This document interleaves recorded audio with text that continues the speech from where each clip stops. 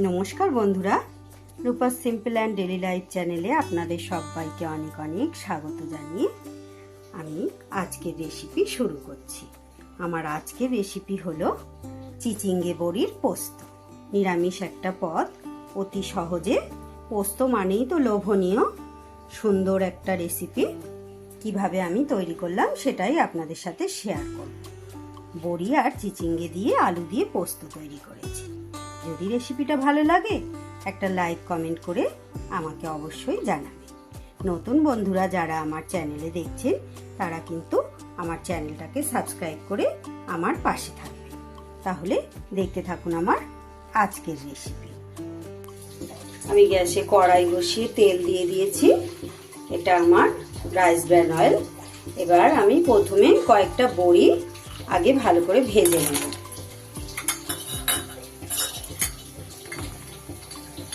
বড়িগুলোকে আগে লাল লাল করে আমি একটু ভেজে নেব।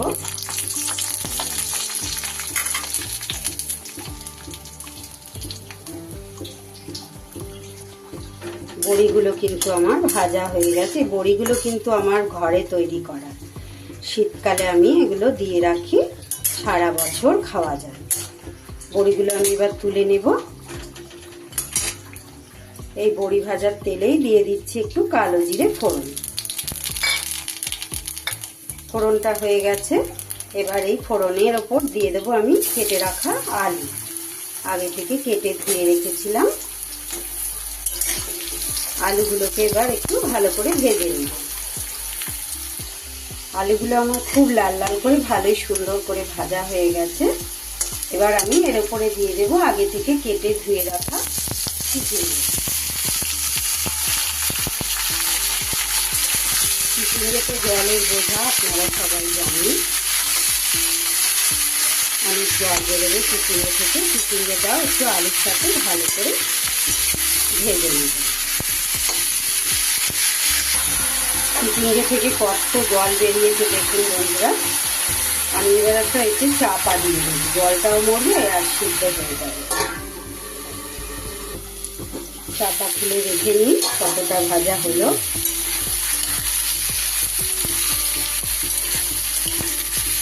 মোটামুটি বেশ ভালোই ভাজা হয়ে গেছে। এই অবস্থায় আমি এখনো নুন দিইনি।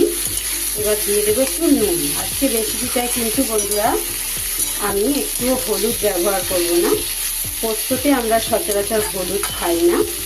হলুদের ফ্লেভারটা পোস্ততে ভালো লাগে না। এবার নুন দিয়ে দেব।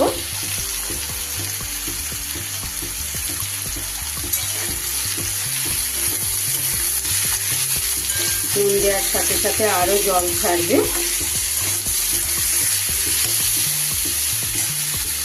সবজি কিন্তু আমার সুন্দর করে ভাজা হয়ে গেছে।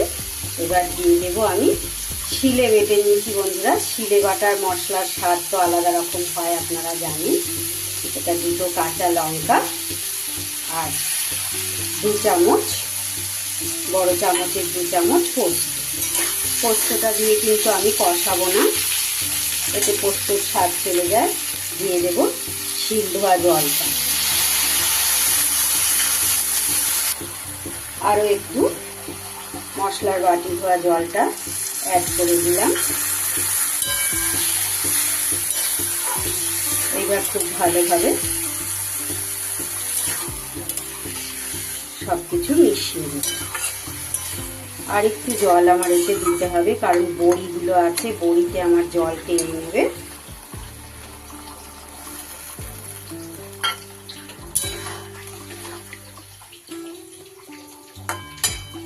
এবার আমি ভেজে রাখা বড়িগুলো এর মধ্যে দিয়ে দেব।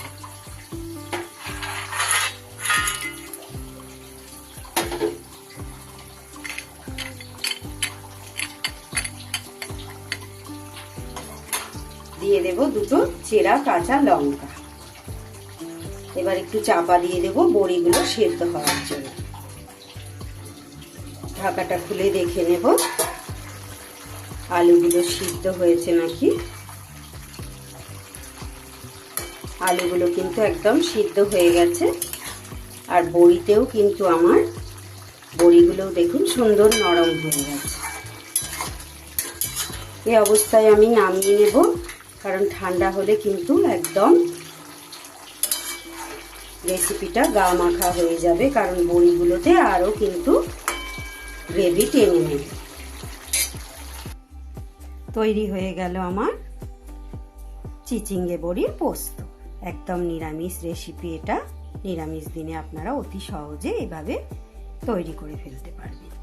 রেসিপিটা কেমন লাগলো অবশ্যই আমাকে একটা লাইক কমেন্ট করে জানাবেন, পারলে শেয়ার করবেন।